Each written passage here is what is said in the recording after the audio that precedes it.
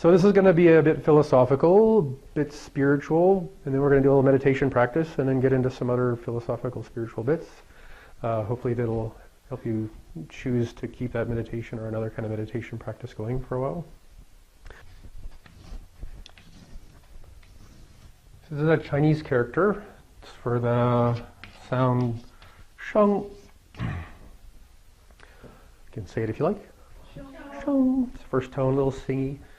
I actually have this branded on my body. It was a part of the initiations into this old wacky Daoist shamanic thing I got into. I was trying to become a Daoist priest. It was a phase. You know how young people are.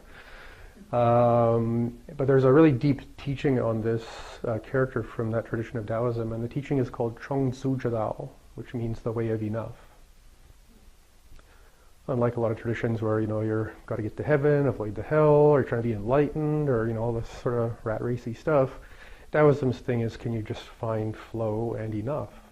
Not only for you, but for everybody, and enough of all of the things that make you you. So in order to get into this, I'm just going to introduce you to something you may or may not know about Chinese medicine. And I'm going to use shorthand, because I'm lazy and I'm embarrassed at my penmanship. Haha, kidding. So yang is going to be y with a plus, and yin is going to be y with a minus. That's okay? Okay. So and this is going to mean within, because it's easier. So we have this idea of yang within yang, like summertime. It's about as yang as it gets, right?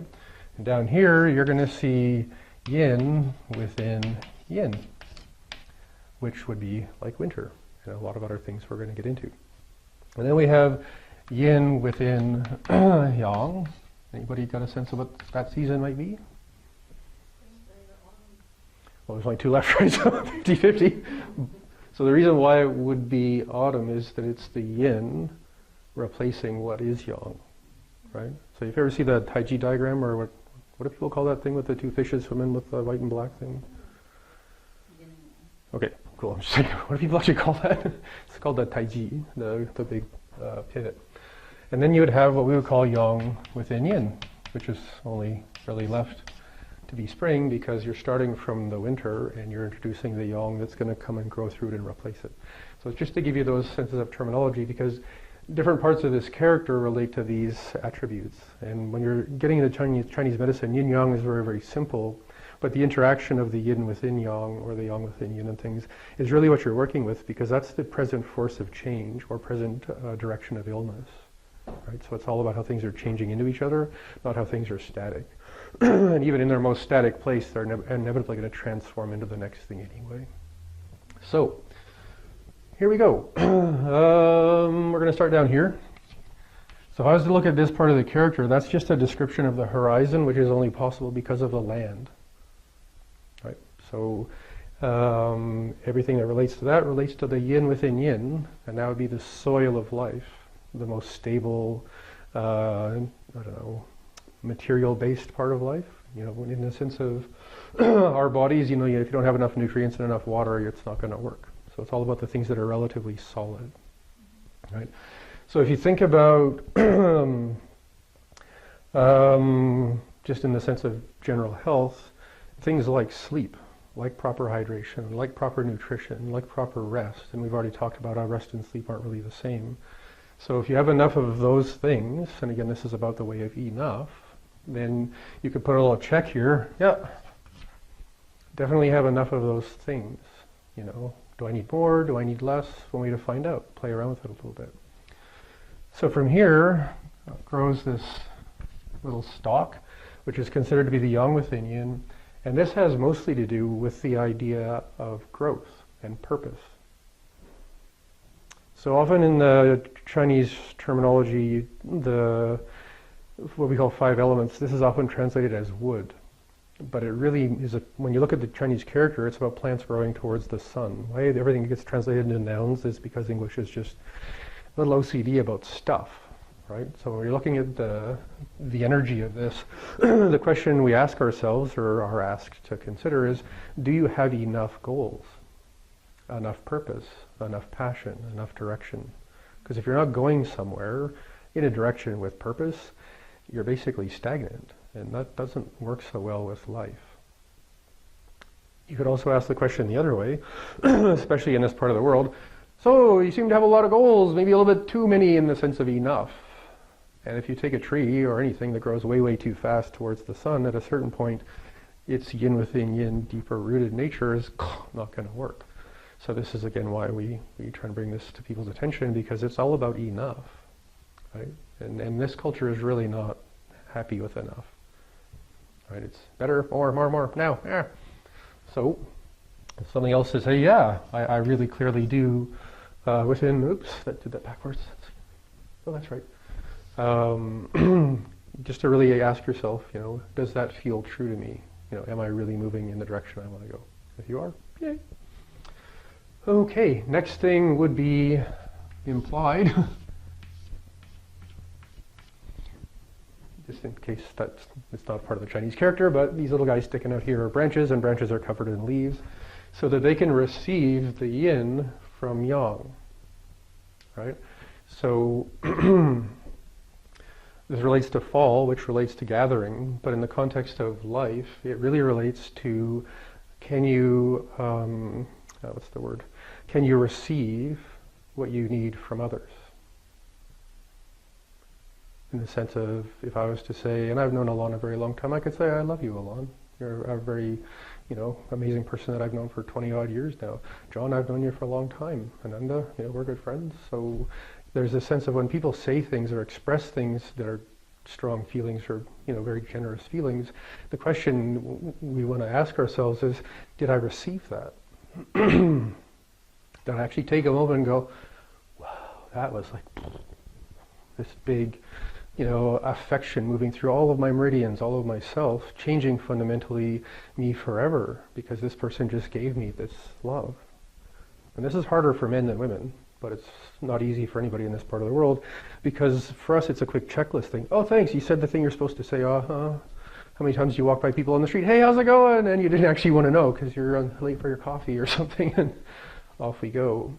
So it's a moment to take, to just reflect on, am I actually receiving these blessings, this affection, this respect, this acceptance, all these other things? Because if you're not actively allowing that to move through you, it's bouncing off your forehead. So here's an interesting practice, because practices are fun. How many people in your life have you said, hey, I hope you're okay?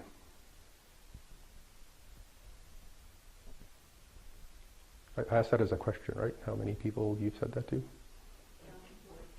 Sorry, I just want to make sure I actually said that as a question. I was like, you're looking at me like, today, this year, in your entire life. So what I'm going to ask you to do for a moment is picture that those are little fun envelopes with wings on them, because how else are they going to get around? And they're flying around the universe as potential energy. Because every time you said to someone, I really hope you're okay, that's a prayer, that's a blessing. I wish in the future in my mind that you become, as much of you as the world can take. That's kind of what that means, right? So what if, and hopefully you guys are already there, but what if all those little letters of I hope you're okay for each of you and myself are actually received? How many people in your life have said to you, I hope you're okay? How many people in your life have blessed you in some way? Have you received that blessing? Have you felt it move into your soul and go, oh, wow? Because if you're not, you got a shitload of email to open on the spiritual sense of, oh yeah, there's all these things out there. And even people, they don't even have to say it. Just how many people that if you put it out there on social media, I guess that's the fastest way to get prayers now, having a really hard day, thinking about stabbing myself in the eye with a fork, I don't know, blah.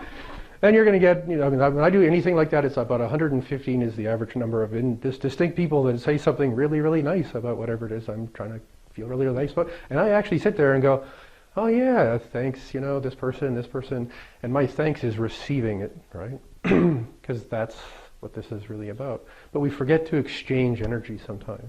Especially with to receive it, because our response is, yeah, I hope you're okay too. Instead of, can we hug? I'm a totally different person now because I just got blessed by someone. And I probably mentioned this 1,000 times already. Everyone's a shaman, even if you don't know it. Check. Yeah, everybody, if you can breathe, you're a shaman. What? Yeah, that's the only way shamanism works. You don't see a lot of native cults, do you? It's that whole autonomy thing. Okay, you got to do it your way. Oh, that's so much for the cult part. And this kind of here represents either like a flower and or maybe a little seed, which eventually can go off and become something else. Excuse me. Psyllium husk, not good to breathe. This is really about your expression of creativity and your passion. This is what you put into the world on purpose. If you were to be, 5 minutes on stage and this is your chance to really give the world something that's you, even if it was a painting, it was a song, it was a drawing, it was breaking boards with your kung fu badass, whatever, that's you saying, look at what I'm bringing into the world, right? And people can take that too far as well. Like there's people who just need to be center of attention, audacious, loud. And then there's people who are like, maybe someday, maybe I'll tell people that I'm really, really into French poetry, but, or whatever, because we're just too shy. Because it's about enough, right? So here's a question. We're working mostly on this right now, in the sense of our focus and the cleanse is getting your nutrients and water and sleep and rest and all that going on. But funny thing is, you can only make those decisions stick with this. And I'm sure most of you, if you have family and friends and stuff, will start noticing that, you're clearly making more distinct choices around what you do and don't do in social situations or in restaurants or parties and potlucks and stuff like that. And maybe they're noticing, you've lost 10 pounds, or you're looking very clear, or something's happening, and that's a chance for you to sit there and go, yeah, thanks, I've been putting a lot of effort into my health lately, and I think I'm really starting to feel different, and thanks for noticing that. But you have to take that moment and receive that reflection, which is, yeah, thanks.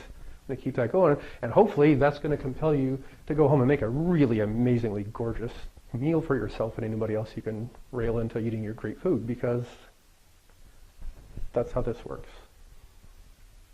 And is really the guiding tenet of that tradition of Daoism. So, Chong Zu Zhi Dao, the way of enough.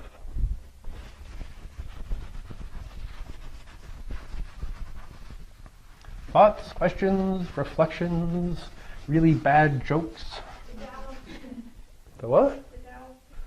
Yeah, I think that's a good thing to do at least once a year, is choose one thing that you're going to reset. Usually it's in spring, but it can be any time at all. But to just say, this year, this has changed in me. Whatever it is. It doesn't have to be anything big. Oh, it's allowed to be as big as you want it to be, but it doesn't have to be. Okay, so next thing we're going to talk about is about emotional intelligence, which is kind of a buzzword.